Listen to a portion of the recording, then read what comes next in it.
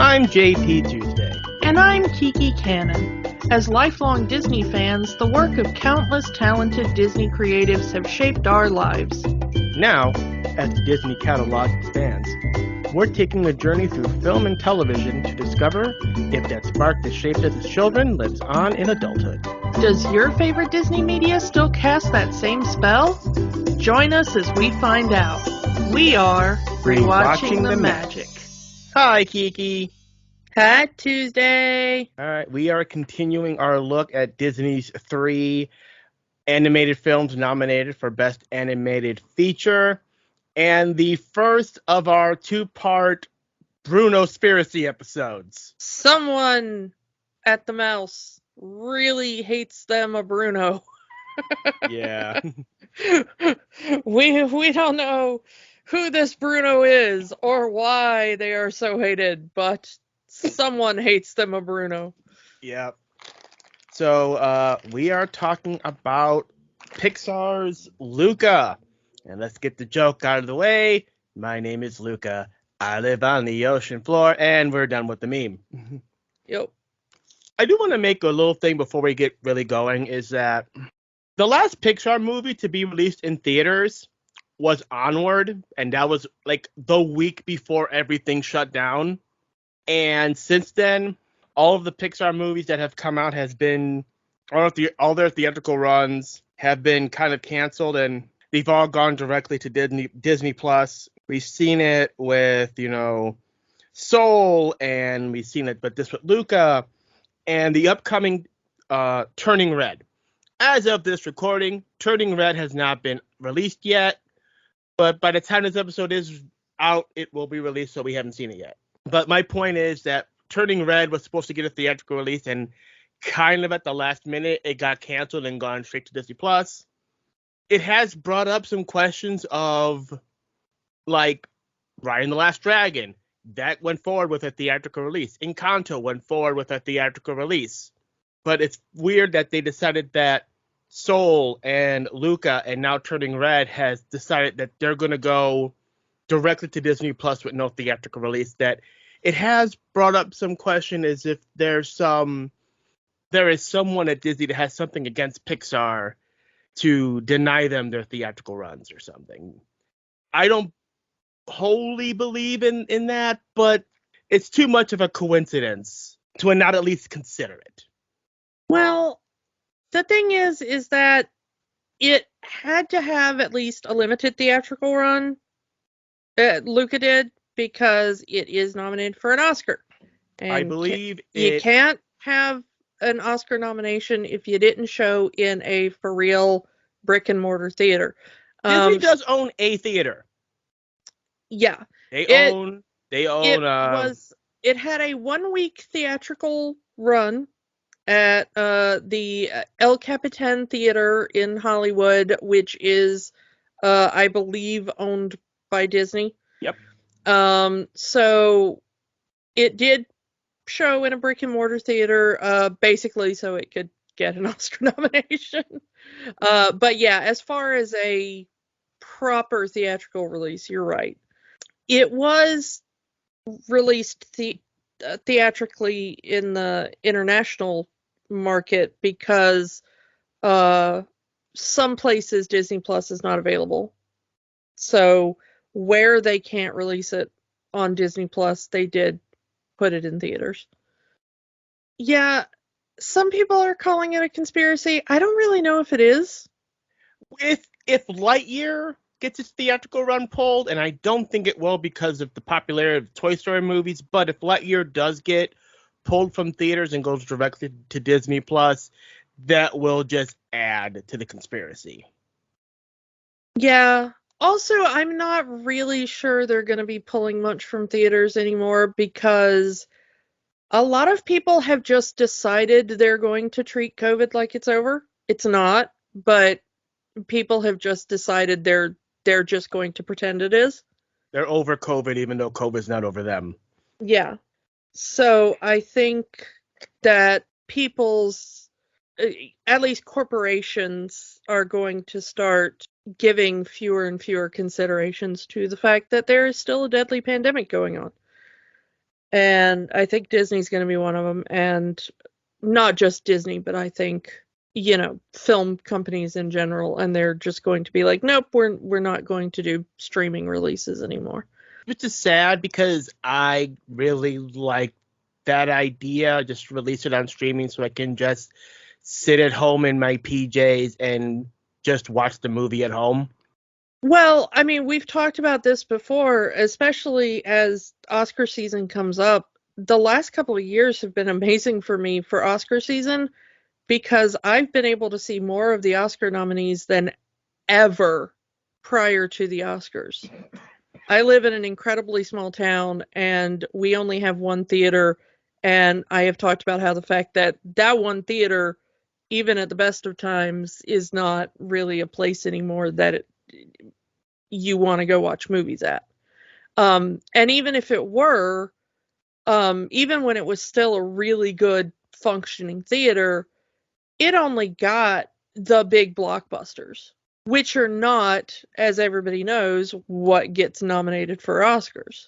So the movies that I was capable of seeing in theaters were only the big name films ever in my lifetime. I was never able to see like smaller independent films or documentaries. The so-called Oscar bait films. I was never able to see those in theaters. I was able to see them, back when video stores were a thing. I was eventually able to see them sometimes in the home release market. But when that dried up, I mean, there are a couple of red boxes in town, but, they only get a certain amount of movies. And once again, those are kind of the big movies. Mm-hmm. They don't have the selection of like, an old Blockbuster or something that could afford to stock one or two copies of an independent film for, the movie geeks, and then a lot of copies of the big blockbusters. Mm-hmm. So, I mean, Redbox can only hold a certain number of DVDs at a time, so they go for what's popular. And streaming has been wonderful for somebody like me because it's like, oh, now I can watch all the really obscure things that I want to watch that are not that appealing to a small town area. There's never really been a market when it's just like, hi, I'm the one lone film nut that is the market of one in my area. It's never been profitable for a theater or a Redbox or a Blockbuster to stock the things that I am into, because it's me and maybe one other person in a 20-mile radius that wants to see that. I get it as a marketing choice, but with streaming you don't have to worry about that. So it's been a boon for people like me who live in rather isolated areas. And I'm really sad that they're going back to pushing it because they only really care about people who are, I mean, you're lucky you live in Chicago. And when I lived in Chicago, it was great. I got to see a lot of stuff I wouldn't have been able to see otherwise. There are art house theaters here. There are smaller second run and independent theaters here that will run those independent and movies and documentaries and things. And because we have Chicago Film Festival, we have a film festival here at least 2 or 3 times a year. Yeah, so and I got to see older films. I got to see, I mean, you know what it was like when I lived up there. I was constantly going to all these like weird little things, but because you don't have that I don't have that here, and I understand why. I mean, there is just not a market for it here. But I'm gonna miss that again, and it was good because then even the people in the big cities, there was a market for it because people weren't getting out as much. And I wish we could make them understand, like, I know you want to push people back into theaters, but there are some places where that's just not an option. And honestly, the last 2 years, I've known people who straight up says, I will never go back to a theater because they don't miss it. I have family members who physically cannot sit in a theater that long anymore. After, having the last 2 years of I can watch my movie at home, the latest and greatest films, and if I want to pause it to go to the restroom or to fix a snack, I can do that. I've long said that theaters have been a market of monopoly. Well, if you want to see this movie, you've got to come to the theater. And that if they wanted to keep that with the rise of, torrenting and things like that becoming easier, that if they wanted to kind of keep that niche, they were going to have to work on being an experience more than being a monopoly. And I think they still haven't gotten that. They're still working on trying to be a monopoly. I mean, over the last year and a half, it's been experiences only in theaters, welcome back to theaters. It's like, really saying if you want to see this great movie, you have to see it in the theater. It will not be on streaming. And that turned a lot of people off. And people were picking and choosing what movies they were going to go see. For a lot of people, they were saying, hey, if I'm going to go into a theater, it's got to be a movie that's worth getting COVID over. And let's be honest, the only one really that fit that description was Spider-Man. Yeah, no. That was basically it. Everybody was like, well, if I've got to die for a movie, it's going to be Spider-Man or nothing. Hey, I want to see 3 Spider-Men on screen. That's worth it. People do want to be together, and people do want stories. And frankly, the movie theater has always been my happy place, and I want to go back there. But there are other considerations, and they've really got to start thinking about it more seriously. And we keep saying it, and they keep ignoring us. And eventually something's got to give. So, I don't know. Let's get back to the let's talk about the fish people. To the fish people here. Because this is kind of an interesting premise.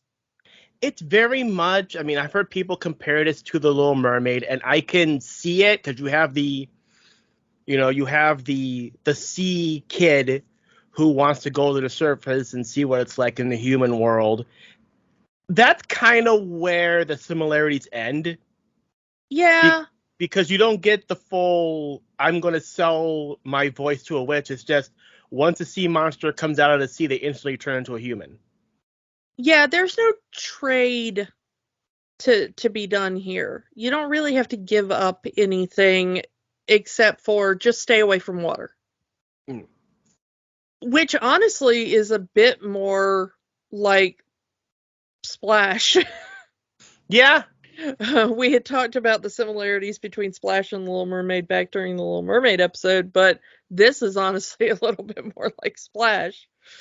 Back at episode 1. Yeah. We were so young then. Yeah. But the interesting thing about it is, though, how many ways people have taken this movie. Because the director has said that it was just a movie about feeling different in whatever way that meant to you.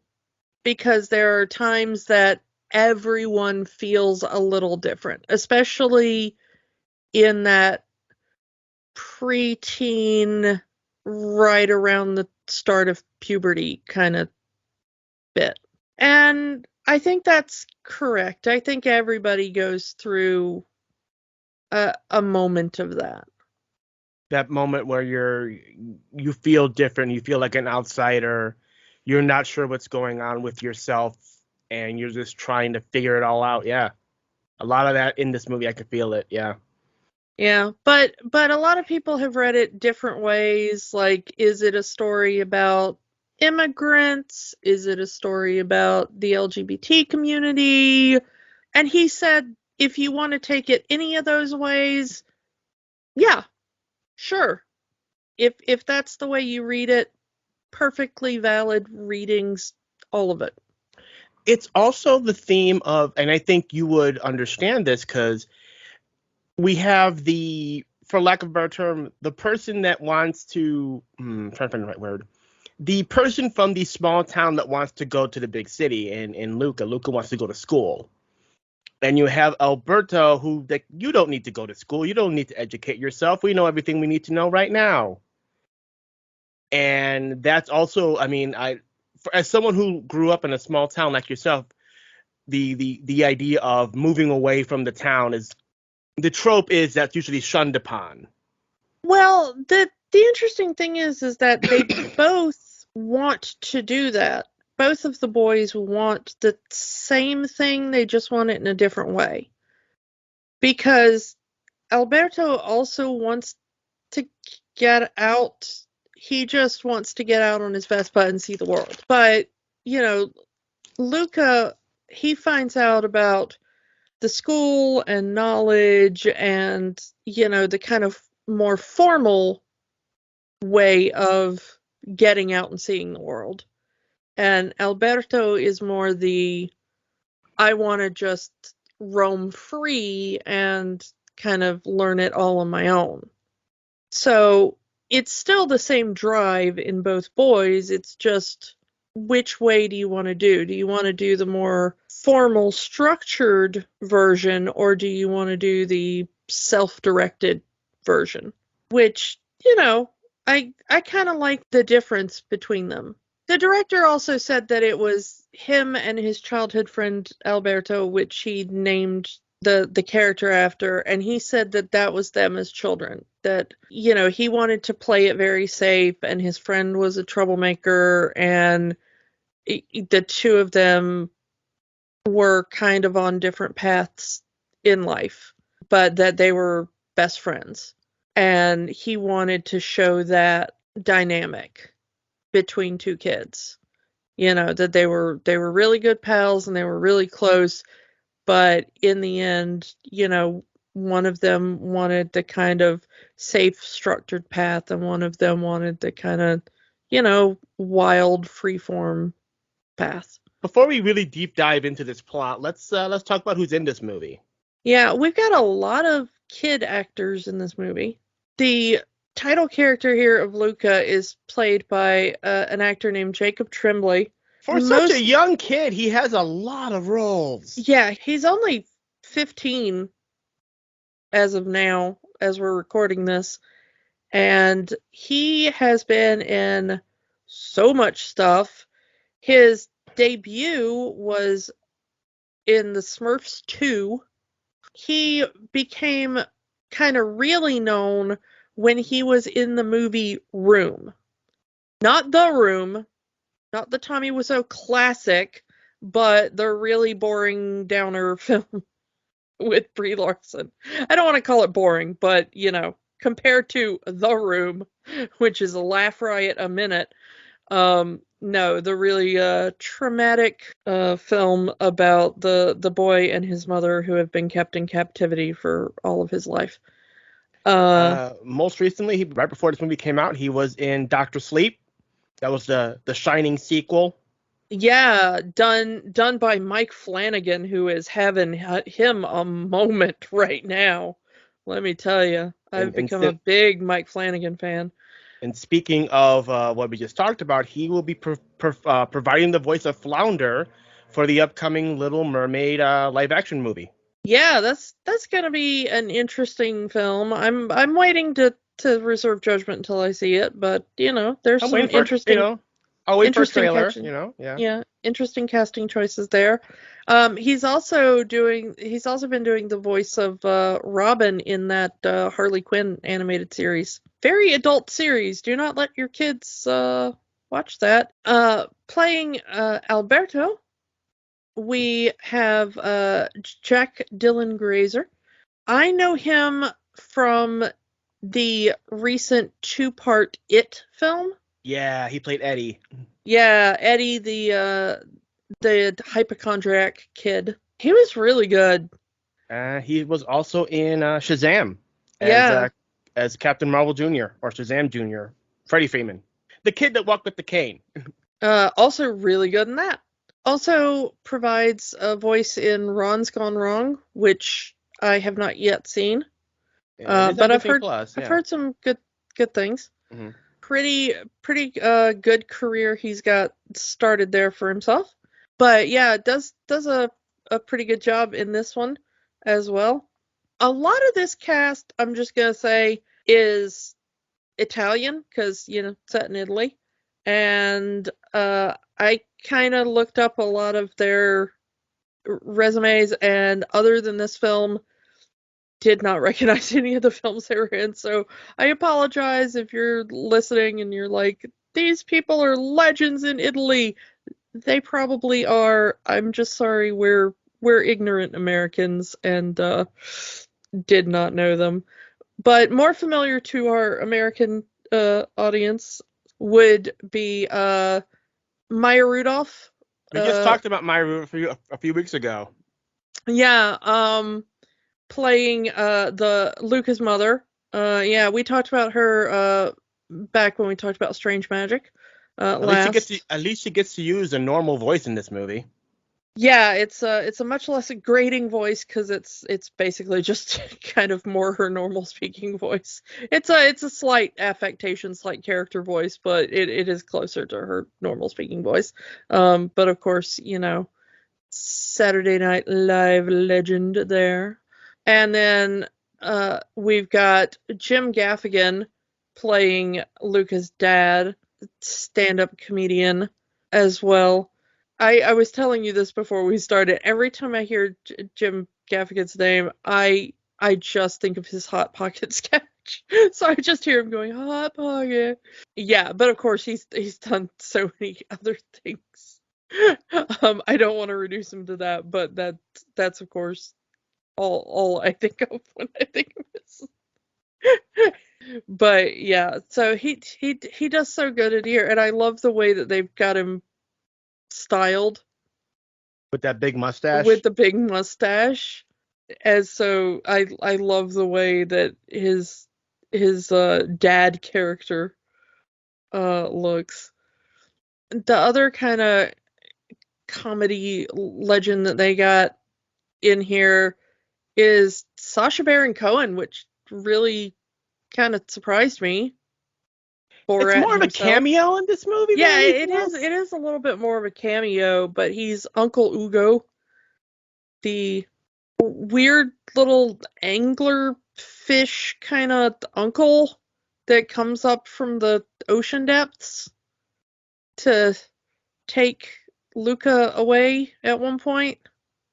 And he's also in the post-credit scene. Yeah, and he gets the little post-credit scene, but it's a very strange little part that he's not used to the oxygenated water in the kind of near the surface, and his heart keeps stopping. It's such a weird little part. Yeah. Yeah. And then we do have to mention there is of course the part of Julia there. She is played by Emma Berman, who is a child actress, and honestly this is kind of her big role. She has been in one or two other things, but not anything I'm familiar with. It's Go-Go Corey Carson, which is like a animated TV show, I think. I don't know anything about it, so. But this is kind of her big breakout role, apparently. So, movie set in Italy. I do like that they go full into the Italian theme by having the opening credits in the Italian style, as well as having everything that's written in the film is written in Italian, which is a bold move considering you would think, Disney usually has their movies marketed to Americans, but by going so far into Italian into this film, I'm actually surprised that they did that. Yeah, I kind of like that there are all the weird little bilingual jokes. Yeah, there was one you like as soon as you were watching the movie, you just texted me like, "Did you hear the crab's name?" Yeah, the crab's name got me because Luca's dad has a pet crab and it's like this cute little pink crab and he named it Pinchy Pesa, which just I immediately started laughing so hard because it's just this delicate little pink crab and he named it Pinchy Pesa, which in Italian Principessa is princess. So he's got a little pink crab named Pinchy Face. Oh my goodness, it was so cute. It And was so cute. Pinchy, you know, the domain of Pinchy because it's a crab. Yeah, Pinchy, and then Principessa. It's a little princess crab with Pinchy Face. Oh my goodness. Oh, it's a perfect little bilingual joke. I was like, oh, you're adorable. I only know that because I'm an opera nerd and they use it's like constantly, they're talking to princesses all the time in opera.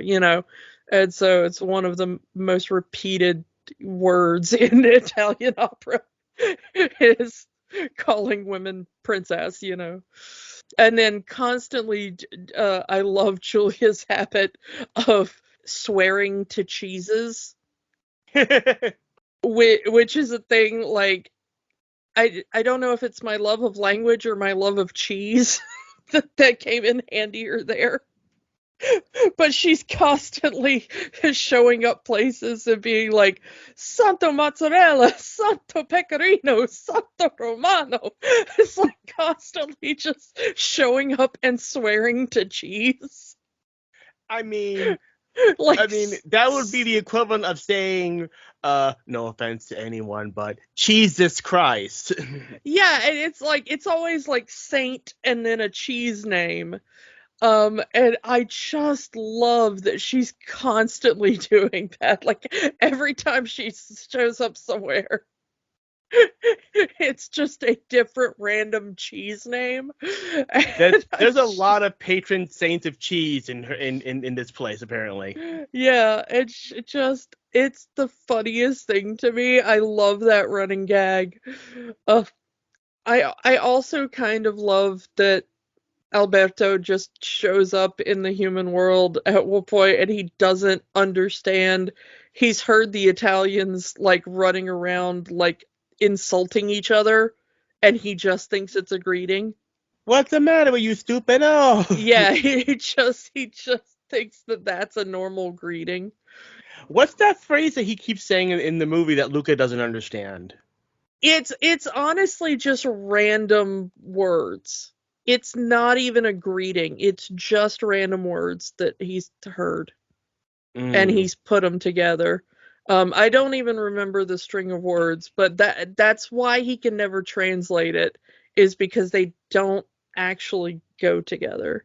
It's literally gibberish. Yeah, it's just gibberish. And like I said, I don't remember the exact string of words, but when I was listening to it, I was like, once I finally realized kind of what he was saying, because he says it very quickly, and his pronunciation is not like super perfect, but kind of once I'd heard it once or twice, I was like, wait, what? Because it's not in the captions. So once I'd heard it once or twice, I started picking out individual words, and I was like, this isn't actually a phrase. He's just saying random Italian words he's heard. So it is not a translatable phrase. It's just like, hi, baseball, bicycle, it's just like random nouns or something. It's like, um, It's said pretty early in the movie of the change that Luca's grandmother said that she used to go up to the human world all the time. So it's not unknown to their people that if you leave the sea, you will turn into a human. But Luca, being, as he says, a good little boy, he doesn't go up to the surface because he's told of the land monsters and what land monsters do to their kind. I don't think that Luca has been told what will exactly happen, because he seems terrified when it happens to him the first time. He's just told stay away from the land monsters. Yeah, so I think that he thinks his grandmother is, maybe has some dementia or something, and that she's maybe not in her right mind. But when, Alberto pulls him out of the water and he sees what's happening to him, he freaks out and he's like, "Oh, no, no, no. This is not supposed to happen." And then I think that's when he starts putting it all together. But he is still at least aware of the change because he even says, "You've made the change." But it might also be just one of those legends. Like the town has the legend of the sea monsters, and nobody really believes it except for one or two people. And like, Julia's like, "Oh, my father believes in sea monsters, whatever, but most people don't." It's like, Hmm. maybe it's like one of those things of Luca's like, "Oh, my grandmother believes in the change, but most people don't. Yeah. Because it seems to me like his parents take it a little better. Like his mom, when his parents go out of the water, his mom freaks out at first, when she sees the dad. Mm-hmm. She's like, "Ah, land monster." And he's like, "No, no, no, it's me, it's me." And then she looks down at herself and she's like, "Oh, I'm hideous." But they're not like immediately freaked out that like, "Wait, we changed into people?" Like it's happened to them at least once before, because they take to walking a lot quicker than Luca does. That's true. Luca has to be taught how to walk, which is a very cute and funny scene. You know, like put everything upright, like you're stacking rocks. Okay, now put your head out. No, lead more with your belly. No, Mm-hmm. it is interesting. I like our view of the underwater society. I Yeah, like the goatfish. yeah. Luca is for lack of a better term, a sheep herder. He's a little herder boy. Yeah. But the goatfish and the way he talks to the goatfish, the way he goes around and herds them and puts them back in the barn, cave Mm-hmm. under the rock. And I like the way that they've got the glowing jellyfish as lights in their house. Yeah. It's all very well designed. The design of everything in this film as far as the undersea society, really, really cool. I like all the names for the sea monsters. Like all of their last names are the names of various types of fish or crabs or whatever in Italian. Yeah, like Luca's last name means hermit crab, and Alberto's last name means redfish. Yeah, and there's like their neighbors or the Branzinos, things like that. I like all of those tiny little touches. The like I said, the underwater society. It really feels like it's a true society. Like it's just like our world, just underwater. Yeah, and it's not just an afterthought. Yeah. Much like the Little Mermaid, they have the obsession with human things, and they don't quite understand what the human things do.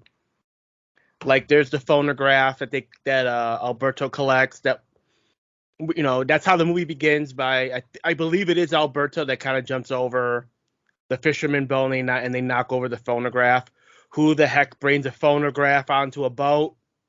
Well, if you want music, it's like taking you know, your MP3 player or whatever onto a boat. Radios exist.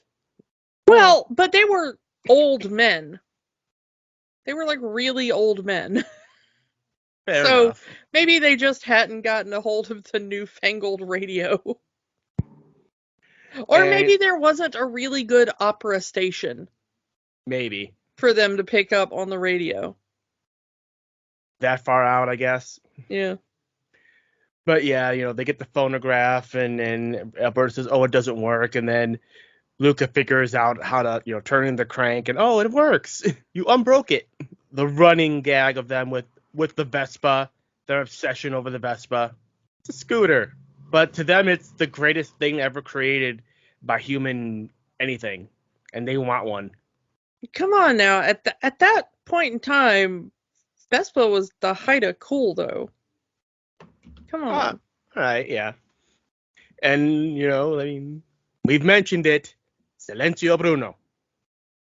I do like giving a name to the voice in your head that tells you can't do something, and telling that voice in your head to shut up.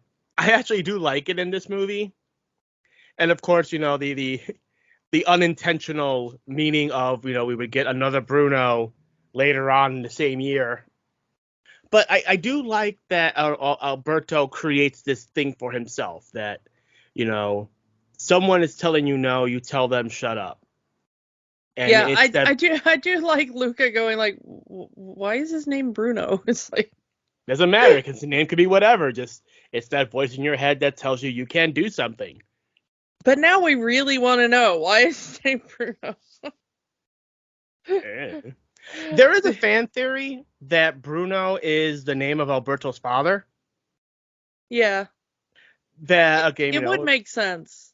As we find out later in the movie, Alberto's father abandons him, and he lives alone. We don't know how long he's lived. We know he's lived a long time by himself, waiting for his father to come back, and then just ultimately decided, well, he's not going to come back. I'm just going to live my life my way.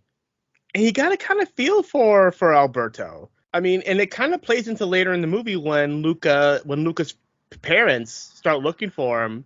And he says, well, your parents aren't going to find you. They're not going to look for you. Because in his mind, well, my dad abandoned me. Your parents probably abandoned you too. We don't know how long he's been alone, because he said eventually he stopped counting. And it seems that Luca is the first friend he's had probably since his father left him. And the interesting thing is, we don't even really fully know how they ended up there entirely. He kind of says that, like, oh yeah, me and my dad came up here and we were here, and now I just live here. Like, it's all very kind of sketchy and intentionally vague. Yeah. Once again, the Disney Pixar mom is Madam not appearing in this film. It's like they can do a whole sequel just on Alberto and how he got where he's at. It might be like a Finding Dory kind of situation where you could go back and figure out. It's possible that his father just died or was, harpooned by hunters, and that's why he never came back. Oh my goodness, it is the Little Mermaid all over again. Yup. We got a theory that, like, humans harpooned one of the parents. It's kind of a sad backstory. Not one you find too often in a Disney film. We have a lot of, like, my parent is dead. But you don't have a lot of, like, well, my parent just kind of left me here and chose not to come back for me. That's not the Disney way. Like I said, usually we'll have one parent and the other's dead. Yeah. That was bold on Pixar's part to go in that direction of abandoning a child. Yeah. But it does, play into later on when Luca with the heel turn. Yeah, that's also a really kind of harsh moment. On one hand, Alberto is being a jerk because, Luca wants to go to school and, well, they're not going to accept you because you're a sea monster. See, look at me. I'm a sea monster. And now Julieta's afraid of me. What do you say about that, Luca? Oh, no, a sea monster. Go away, sea monster. And the heartbreak in Alberto, the only friend he's had in who knows how long, just betrays him because now he's met this girl who has introduced the concept of school to him. That's such a heartbreaking scene of him walking away with all the harpoons falling into the water around him. And it's just the way he walks away, like, I don't even care if one of them hits me, I kind of like that Julia's not really fooled by that. Like, they go back to her house and she's like, I can't believe Alberto was a sea monster. Splash. yeah, it's like, yeah, nice try, dude. I didn't out you in front of the people with weapons, but don't think I'm fooled, Yeah. I really did like the way that they showed the friendship between the three growing, and I liked the way that they, like, yeah, if you squint, you can kind of be like, well, I don't know, maybe Luca and Julia had like a little budding romance or what. Like, if you really want to, but the movie never really does it that way. It's more about the friendship between Luca and Alberto. There have And the people. friendship between Luca and Julia. Yes, There is fine. friendship there Yeah. and all, but it's all very platonic. There are people who have put a romantic implication on Alberto, Luca and Julia, and Luca and Alberto. It's fine if you want to read either into it. I think there's enough in the text for either, but also I think there's enough in the text against either. These are still children at the end of the day. Yeah, because it's a very prepubescent, pre-romantic point in childhood. They're all at that point in their lives where they are not yet concerned with that sort of thing, and I love that the movie lets them be unconcerned with that sort of thing. Yeah. It's not like when Alberto gets jealous of their the relationship between Luca and Julia that he's like, oh, now you're falling in love with Julia and you're gonna like go away, But it's it is not a jealousy, though. It is a jealousy. It is, but it's more a jealousy of you were my friend and now you're her friend, rather than you were my friend and now you've got a girlfriend, which would have been a very easy way for the movie to go. And I kind of like that they just left it like a friendship thing. And I like that it's more about the plan. The plan was we get a Vespa and then we go travel around the world and do whatever we want. And now your plan is to go sit in school and learn things. Dude. Your plan is to go far away to sit in a room and look at a book. Like, he even, the concept of school to Alberto is extremely boring. I think he even calls it boring school. But the concept of learning about the world excites Luca. So many things that he doesn't know about the world.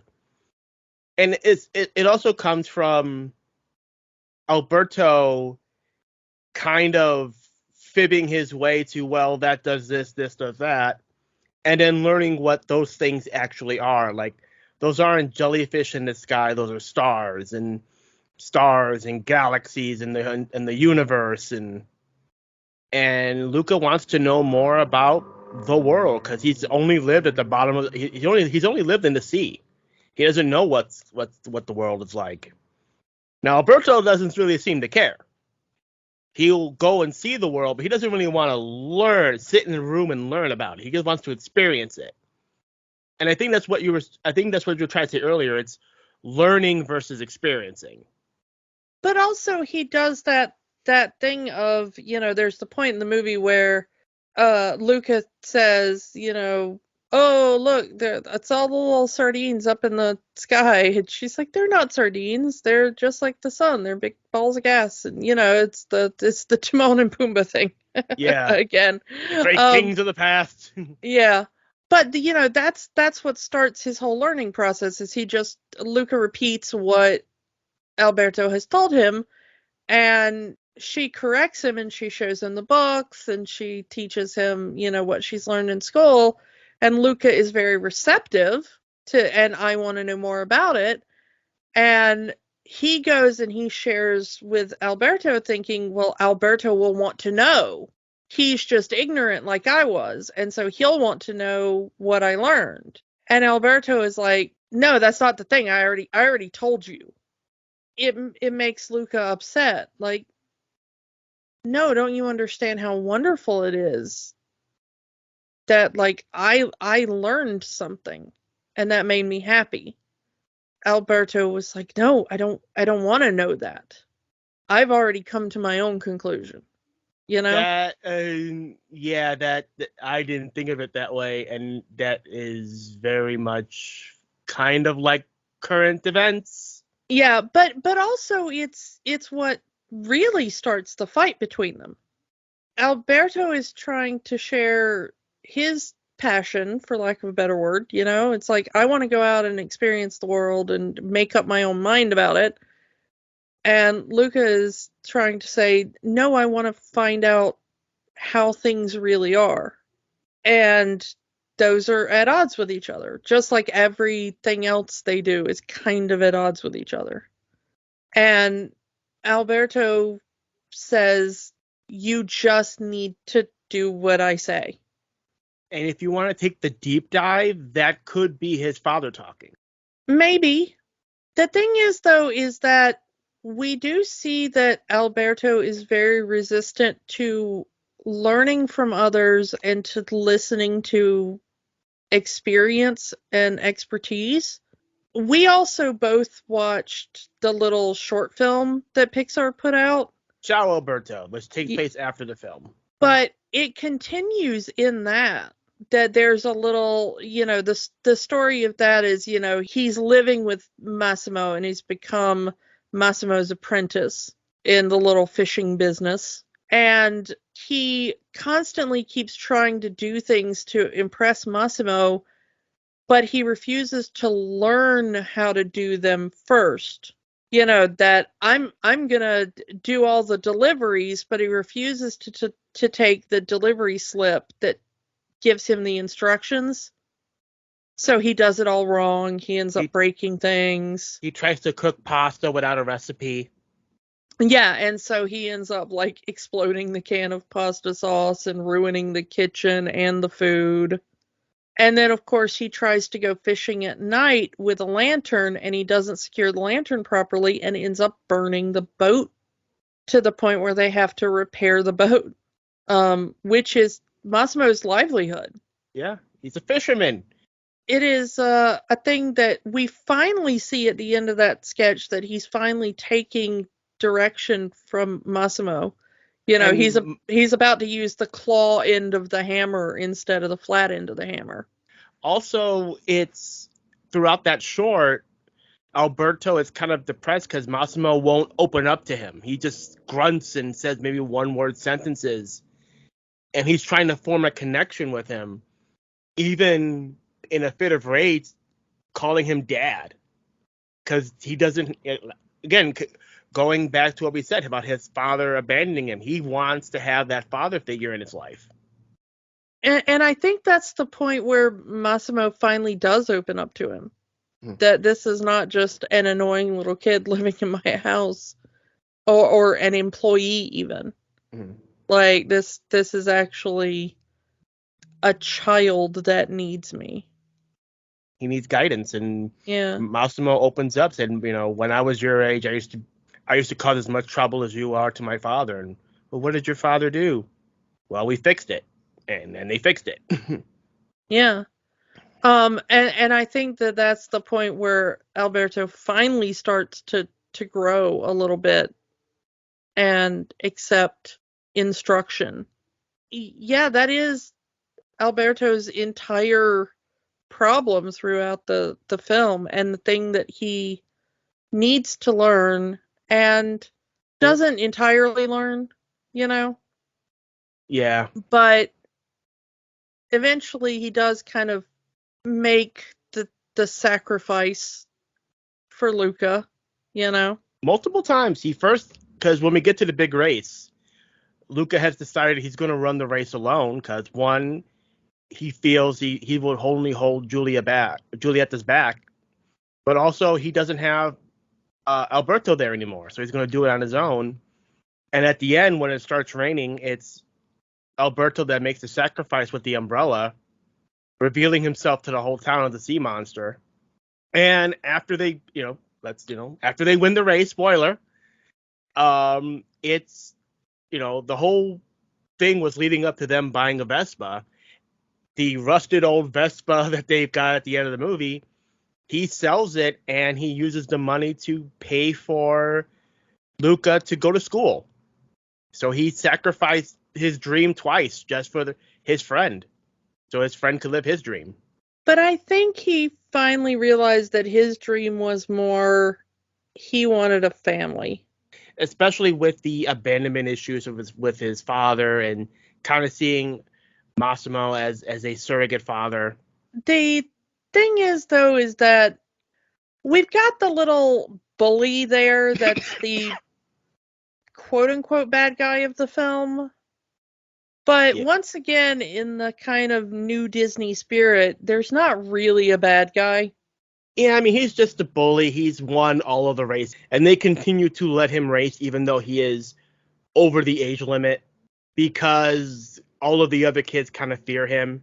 Even at the end, when he says, oh, you may not be afraid of us, but we're all afraid of you. You're monsters. It's very much Gaston as a kid. Yeah. Without the influence that Gaston has on the town. Well, and also the town kind of hates him. Because he's a jerk. Yeah, unlike when Gaston comes into town, the entire town is like singing a song in praise of Gaston, you know? But when this kid comes into town, it's not just because he's a kid, it's the entire town is like, ugh, that guy again. You know, we see the town reacting to him like, oh, we hate him and his Vespa is so loud and oh, this guy, you know? You know, he's got his two little lackeys that are mostly enthralled to him throughout the movie, and you know, they give up on him at the end. But other than the fact that he shows up every now and then in the movie to kind of insult them and punch Alberto at one point, he doesn't really do much. You know, he's not really a threat. He's more of an annoyance than a threat. Yeah. But the real villain is more just the kind of underlying bigotry. The prejudice over the sea monsters. Yeah. And also the idea of not being able to follow your own path, I guess, for either of the boys. It's interesting the way that they kind of set up the film. Once everybody realizes that the sea monsters are not going to be killed, there's of course the like two little old ladies that have been living in the town the whole time that are just sea monsters. And at the end of the movie where we find out the grandma, oh, I come up to the town every weekend for pasta. Yeah, which I kind of like. And I love that ending where they reveal themselves as sea monsters to the town. And you have Massimo, who throughout the whole movie has shown a hatred of sea monsters. He hunts sea monsters and all that stuff. For him to come up to them, in this big, burly, scary face of his and says, as the bully is saying, who do you think you are? Like, I know who they are. They're Luca and Alberto, and they're winners.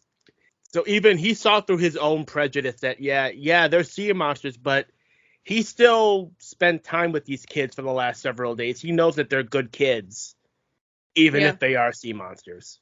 I think that the thing that finally clinched it for him was that, they're there, their forms are revealed, everyone has weapons, and the first thought in their head was, is Julia okay? Because you can see in the animation the change on his face. That he was getting ready to reach for a weapon, and that then he sees them turn around and go back for her, and that he changes. So that it's not just her feelings for them, but their feelings for her, mm-hmm. Which I like. It's a subtle moment, but it's a good moment. The power of friendship. Yeah. The power of friendship. I like that, his parents are there and that they realize what all of this has meant to him. Because they've had a fun little side plot in the town, like throwing water on random kids. I know my kid, even if he is a human, and there's like a dozen kids in front of her and she can't tell which one's which. Yeah. So they start this little running gag of them throwing water on kids to see which one will change. I love the dad with the seltzer bottle just spraying random people. And the water balloons. the mom kicking the soccer ball into kids, like throwing them in the fountain. It's a fun little setup for all of them, and there's some great moments in this, especially with Luca's repeated fantasy sequences. Yeah, I think my favorite is them running with the wild Vespas through the field, because it's just such an absurd sequence. where the Vespers run free, and then the other one where they're going up the ramp all the way to the sun and touching it. Yeah. Him dreaming about being among the sardines in the sky is another good one. You know, there's a lot of cute little touches in this. You know, it's such a surprising and cute little film. And the animation is just extremely gorgeous. One thing I do like about these more recent Pixar movies, especially the what I've seen so far of Turning Red, is that they're trying different styles in these more recent movies. For a while, you could kind of tell the Pixar style of animation. Like there's a style that they have their characters looking in, and this is where the Pixar theory comes from, since all these characters look like they could exist in the same world. But with Onward and Soul and Luca and Turning Red, even what we've seen so far of Lightyear, these are all looking like completely different animation styles where the animators are allowed to do their own thing. And I really like that. Yeah, this one is very almost impressionistic. It's very watercolory. As watercolory as 3D animation can get. Well, yeah, but like the backgrounds have that kind of feel to them in that kind of palette, you know? It's a little less plastic feeling, and I love the way that they got the scales and the kind of seaweed hair on the sea monsters to look. The character design is just really impressive. Yeah. I also love the way they do the two big transformation scenes for Luca. The first time he transforms to human, it's very abrupt, very quick. But the second time they slow it down, and you see the scales recede into the human legs, and the fins turn into hair and everything. And then you see the flip during the end of the race where the rain is falling on him, and his hair is turning into scales, and his skin is turning into scales, and it's that those two transformation sequences are beautiful. And the way that they do some of like the surface tension on the water when he's surfacing and stuff, and following the boat at the beginning of the movie. Yeah, he goes up and you kind of see that little bit. And when Luca is trying to do the free willy jump, as I call it. Yeah. And he kind of slams on the skin of the water and kind of surfs on it for a bit and for diving back in. Yeah, there are some really, really great animation sequences, and then it changes to a almost entirely different style every time he has one of his little dream sequences. Yeah. So really good job on the animation, and like you said, an entirely different feel for Pixar. If you didn't see the Pixar logo beginning of this movie, you probably wouldn't be able to tell that this was a Pixar movie. Yeah, it looks so different. You're right. If you'd have just shown me a few frames from this and been like, identify the company, I probably wouldn't have guessed Pixar. So, does Luca, Kiki, let's ask the question, does Luca have the magic? Yeah, I was really surprised by this. This was my first watch for this one. I figured when you were texting me about all the Italian puns in the movie. Yeah, this was the one on the list that I hadn't gotten around to yet, and it really took me by surprise. I didn't expect to like it as much as I did, because this was the one that I hear people talking about the least. I think because of just when it came out, again, it was straight to Disney Plus. essentially, in the US. And it came out like during the summer when everyone was kind of trying to get back out again, where restrictions were starting to lift up again. So people were kind of not really inside. And then, so I could see why people were not talking about this. But don't sleep on this movie. Give this one a chance. It's worth the watch. Yeah, I was absolutely pleasantly surprised. There's definitely magic there. It's just really cute, and I love the way that the three main characters interact off of each other. Agreed. This movie definitely has the magic. Absolutely. So let's move on to next week. We continue the Bruno spiracy. We wrap up our Oscar month. We are talking about Bruno.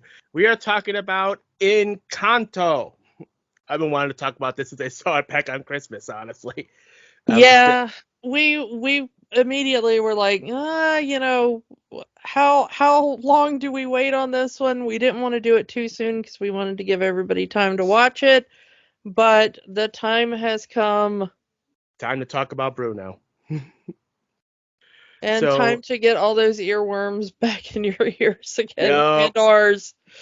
I'd just gotten them out. Sorry. So, come back next week for Encanto, and we will talk to you all then. Bye. Bye. Don't let the magic stop here. Join our conversation online on Facebook at Rewatching the Magic. Twitter at Rewatch the Magic. And of course, new episodes every week at rewatchingthemagic.podbean.com. Remember, the magic is for everyone. It only stops if you let it.